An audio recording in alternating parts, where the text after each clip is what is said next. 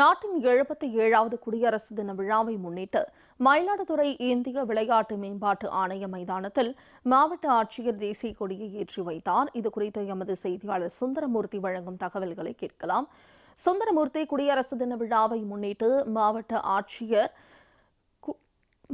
ஆட்சியர் தேசிய கொடியை ஏற்றி வைத்துள்ளார். இது குறித்த கூடுதல் விவரங்கள். வணக்கம் மோனிஷா. இந்திய திருநாட்டோட 77வது குடியரசு தின விழா இன்று வழக்கமான உற்சாகத்தோட கொண்டாடப்பட்டு வருகிறது. இதனை முன்னிட்டு மயிலாடுதுறை மாவட்டம் மயிலாடுதுறையில் அமைந்துள்ள இந்திய விளையாட்டு மேம்பாட்டு ஆணைய விளையாட்டு மைதானத்துல கண்கவர் நிகழ்ச்சிகள் நடைபெற்றது. முன்னதாக மாவட்ட ஆட்சியர் திரு ஸ்ரீகாந்த் தேசிய கொடியை ஏற்றி வைத்தார்.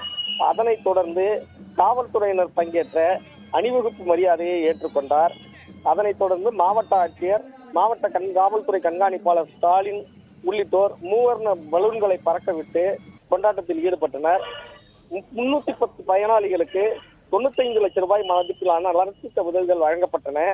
பள்ளி மாணவிகளின் கண்கவர் நடன நிகழ்ச்சி நடைபெற்றது. ஏராளமான நிகழ்ச்சியில் பங்கேற்றனர். மோனிஷா, தகவல்களுக்கு நன்றி.